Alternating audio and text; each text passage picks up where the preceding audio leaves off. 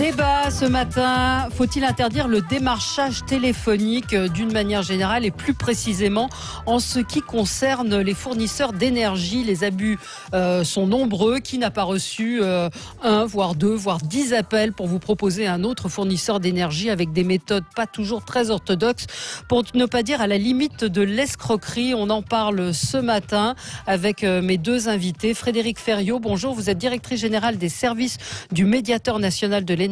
Bonjour à vous. Et Olivier Guéraud, juriste consommation à la CLCV, Association de consommateurs, consommation, logement, cadre de vie. Ce matin, l'UFC peut choisir publie, et vous pouvez l'avoir sur Internet, un témoignage d'un démarcheur. J'avais envie de commencer par ça parce que c'est assez symptomatique des méthodes de certains d'entre eux où ils racontent qu'ils sont carrément, sont des méthodes de voyous.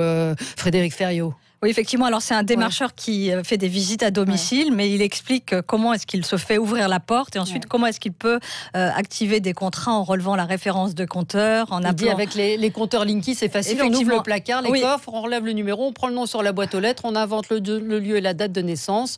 Pour le nom du fournisseur actuel, on appelle Enedis en se faisant passer pour la personne, en inventant un problème. Et puis, une fois qu'on l'a, on n'a plus qu'à signer. C'est un nouveau contrat. Oui, c'est une technique assez simple. Après, tous ne font pas ça, mais c'est une façon assez simple d'activer un contrat sans le consentement de la personne. Alors vous demandez à ce qu'on en finisse avec ce démarchage abusif. Vous avez publié un communiqué sur ce sujet il y a quelques jours. Oui, alors le médiateur national de l'énergie visait plus spécifiquement le démarchage à domicile. Donc c'est l'exemple du témoignage que vous venez de citer qui est beaucoup plus intrusif, puisque finalement c'est à cette occasion que les démarcheurs peuvent recueillir des signatures sans le consentement éclairé des consommateurs, voire signer à leur place. Le démarchage téléphonique, c'est aussi très problématique puisque les consommateurs français se plaignent d'être harcelés par des démarcheurs par téléphone. Maintenant, on peut raccrocher. Oui, on peut raccrocher, mais c'est vrai que pour des personnes âgées ou des gens qui ne sont pas forcément informés, c'est compliqué. Juste avant de revenir là-dessus, peut-être avec vous, Olivier Guéraud, il y avait eu une proposition de loi visant à interdire purement et simplement le démarchage téléphonique et le gouvernement ne l'a pas retenu. Vous avez plusieurs propositions de loi visant à interdire le démarchage. Malheureusement, elles ne donnent jamais de suite. C'est pour nous la seule solution pour protéger les gens. Le démarchage, d'une manière générale, c'est un mode de commercialisation très dangereux. On part surprise, vous n'avez pas réfléchi à votre besoin, vous n'avez pas comparé. Donc déjà, par définition, c'est dangereux. Mais quand plus vous avez affaire à des margoulins, ça donne les situations les pires qui soient. Vous parliez de démarchage à domicile, mais nous, on a un cas. C'est la personne qui se présente chez vous et qui vous explique qu'elle va vous faire une enquête de satisfaction sur votre fournisseur. Et à la fin, elle vous tend sa tablette en faisant une petite signature, histoire de montrer à mon patron que je suis passé. Et vous avez signé un contrat. Là, c'est des bandits.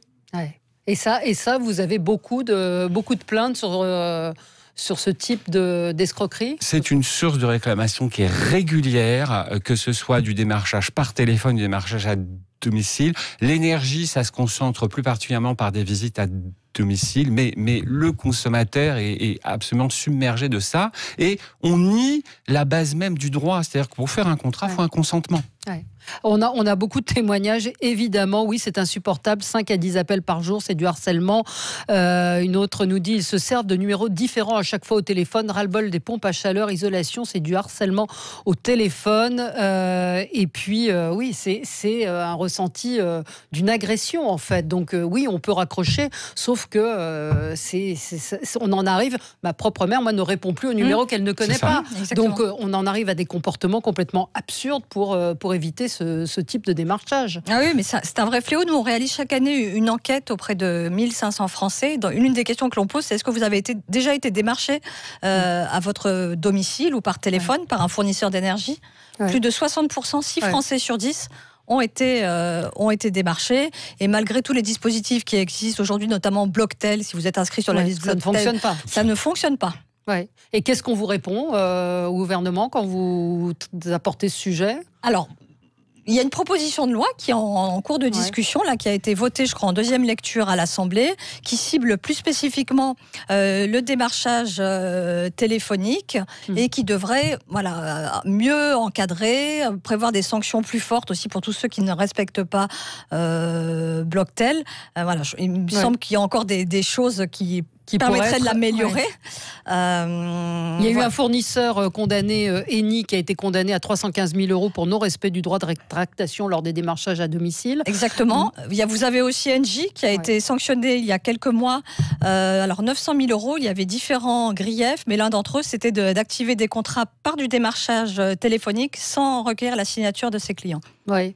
Est-ce que c'est compliqué de se plaindre? Est-ce qu'il y a des gens qui, à votre avis, sont résignés et puis finalement se disent il n'y a pas grand-chose à faire? Vous encouragez nos auditeurs à porter plainte ou en tout cas à se tourner vers une association de consommateurs? On encourage bien évidemment les consommateurs à ne pas se laisser faire. Déjà, la base, c'est de ne pas subir un démarchage. Ouais. On n'est jamais obligé.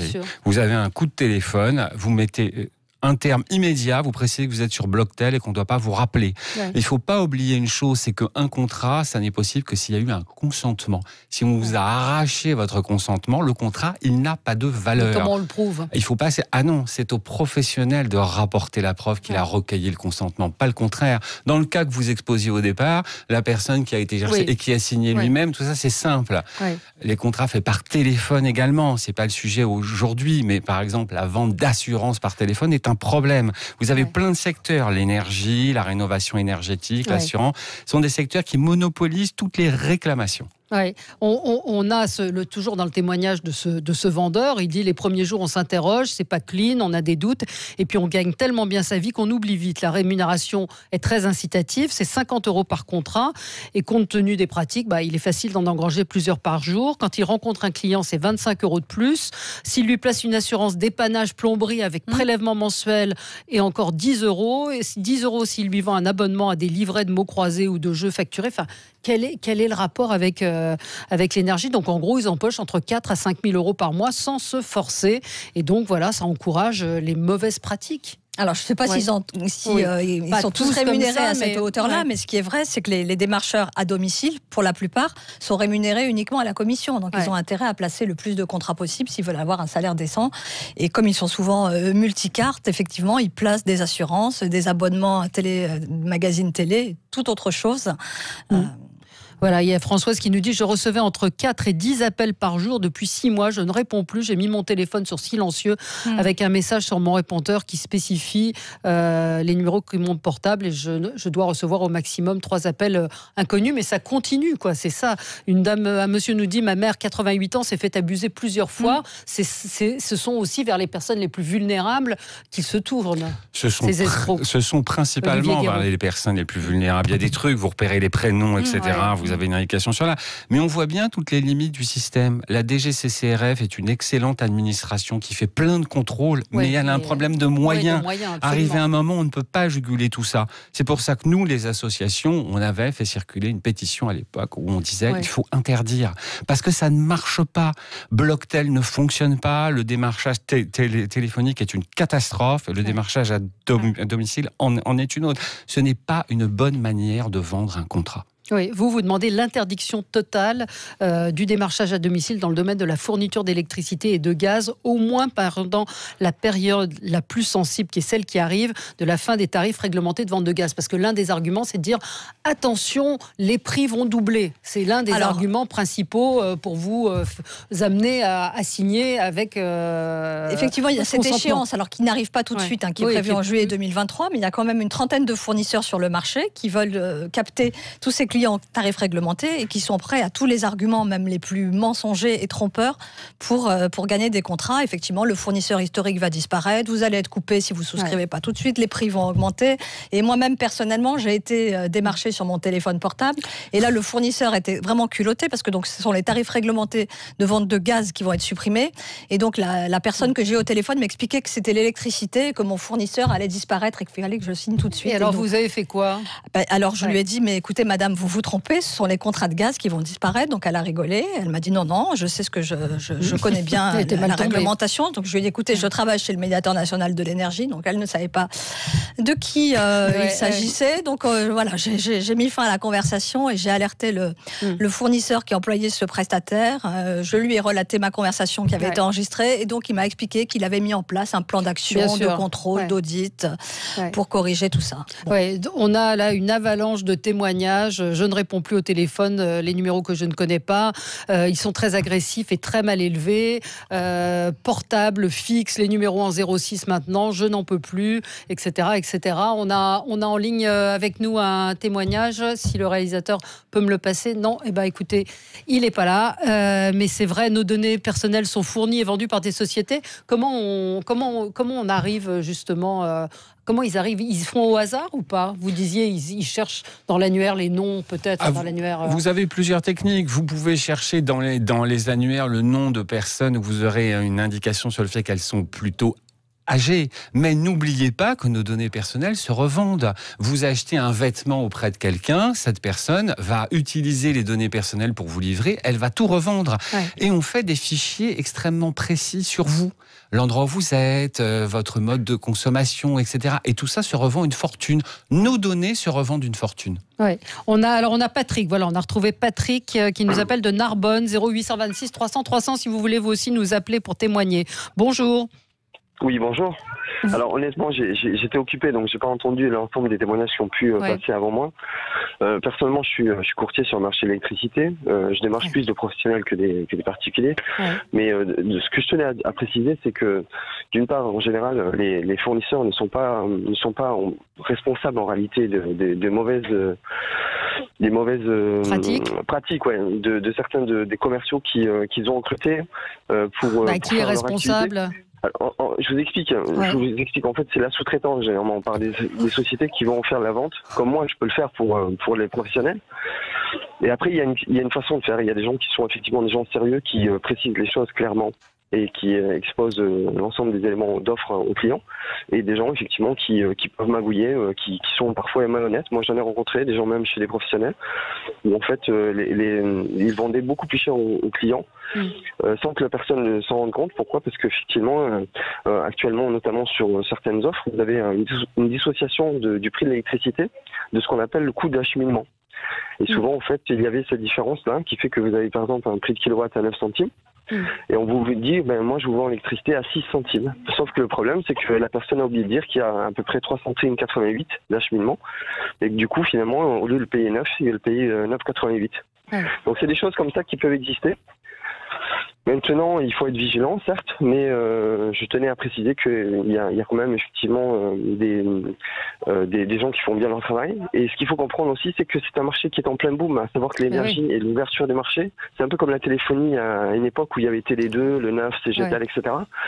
Donc il y a beaucoup de gens qui se lancent dedans, beaucoup de gens qui trouvent qu'il y a effectivement une financière.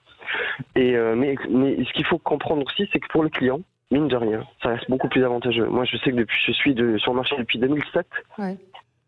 Depuis 2007, la concurrence a toujours été plus avantageuse que les opérateurs historiques. Elle le demeure. Là, actuellement, le coronavirus va faire baisser le prix de l'électricité parce que effectivement, le prix du gaz et du pétrole baisse. L'électricité est indexée sur le pétrole et le gaz, et ça va amener effectivement des économies importantes. Moi, à une époque, en 2006, quand c'était le plus bas au niveau du pétrole, j'apportais à peu près 20% de moins par rapport au tarif historique. Alors, donc c'est magnifique. Il faut en profiter. Merci Patrick. En profiter, être vigilant et puis pouvoir comprendre quelque chose. Ça m'est arrivé aussi. Je ne comprends rien de ce qu'on me raconte. Moi, je suis fascinée par le nombre d'appels de gens. Raziane, elle nous dit, j'ai pour principe de ne pas répondre lorsque le numéro ne figure pas dans mon répertoire. Une autre qui dit, j'ai carrément coupé ma ligne fixe. Enfin, c'est quand même un truc incroyable. Vous voulez peut-être répondre à ce que disait Patrick? Moi, je voudrais juste dire une chose, c'est qu'il est absolument hors de question de considérer qu'on n'est pas pleinement responsable de ses sous-traitants. Ça, c'est impensable. Une entreprise qui sous-traite est totalement responsable de ce que font ses sous-traitants. Et du comportement et de la manière de la manière de se comporter. Comment on s'y retrouve quand on est consommateur, justement, en matière de fournisseur d'énergie? Alors, il y a combien d'acteurs aujourd'hui sur le marché? Comment on fait? Il y a une trentaine de fournisseurs d'électricité et de gaz naturel sur le marché des particuliers. Donc, le Médiateur national de l'énergie, on est une institution publique indépendante. On propose un service d'information qui s'appelle Énergie Info, avec un numéro vert 0800 112 212 et un site internet énergie-info.fr, sur lequel on donne toutes les informations aux consommateurs pour leur permettre de s'y retrouver. Et surtout, sur le site internet, on leur met à disposition un comparateur d'offres qui référence toutes les offres de fourniture d'électricité et de gaz naturel et qui permet de les comparer entre elles en fonction des caractéristiques de son contrat, constat de sa consommation qui explique aussi comment on change de fournisseur. Mais il n'y a pas clairement un fournisseur qui est meilleur que l'autre, ça dépend de quoi ? Après, ça dépend de la situation de chacun. Effectivement, il est possible de faire des économies aujourd'hui par rapport aux tarifs réglementés. Alors, je crois qu'en ce moment, c'est de l'ordre de jusqu'à 10% sur le montant de sa facture. Après, il faut regarder l'ensemble des caractéristiques du contrat, comment évoluent les prix, comment est-ce que le service client est accessible, etc. Donc, c'est pas juste un seul critère. Et quand bien même, donc, monsieur disait, oui, on va faire de bonnes affaires à nos clients parce qu'au final, ils vont faire des économies. Peut-être. Mais ce qui est très gênant, c'est que la souscription, elle se fait pas sur la base de cet argument-là, elle se fait sur la base de mensonges. C'est quand même si au final on fait des économies, c'est quand même très ennuyeux d'avoir le sentiment de s'être fait arnaquer et d'avoir été pris pour un imbécile pour faire signer un contrat. Ouais. Quel conseil vous donneriez à nos auditeurs, vous donc qui êtes au service juridique d'une association de consommateurs, Olivier Guéraud ? La concurrence pour le consommateur, c'est bon. Ça, on est tous d'accord sur ça. Maintenant, dans ce contexte aussi nébuleux, moi, je conseille aux gens de prendre le temps. Je veux dire, une personne qui arrive à votre domicile, rien ne vous oblige à signer le contrat immédiatement. Oui, mais quand vous avez 88 ans, 85 ans... Oui, mais la personne qui vous presse, c'est pas bon signe. Pourquoi ne pas expliquer à la personne qu'on veut réfléchir et qu'elle repasse le lendemain ? Une personne qui est très pressée, c'est pas bon signe, c'est pas très clair. C'est une technique de vente finalement. Quel que soit le produit ou le service vendu, on vous dit profitez de mon offre tout de suite, sinon demain elle sera plus valable. C'est faux dans l'énergie. Il faut rappeler qu'on a 15 jours en plus pour se rétracter, surtout quand c'est du démarchage téléphonique et à domicile aussi. Il y a cette. Et vous avez espoir que les choses bougent. Je vois dans le communiqué que vous avez publié, vous demandez à ce qu'il y ait, par exemple en sanction, la retrait de l'autorisation de fourniture en cas de faute grave. Il y a un certain nombre de sanctions qui sont plutôt efficaces, qui seraient efficaces. Alors, on pense que celle-ci, effectivement, serait extrêmement dissuasive. Ça dépend de qui et de quoi ? Alors, ça dépend. Il faut qu'il y ait une loi qui soit votée, donc ça dépend du Parlement. Après, il y a d'autres propositions aussi qui nous semblent. On se fait pas d'illusions. Hein. On pense que le démarchage à domicile, malheureusement, ne va pas être interdit.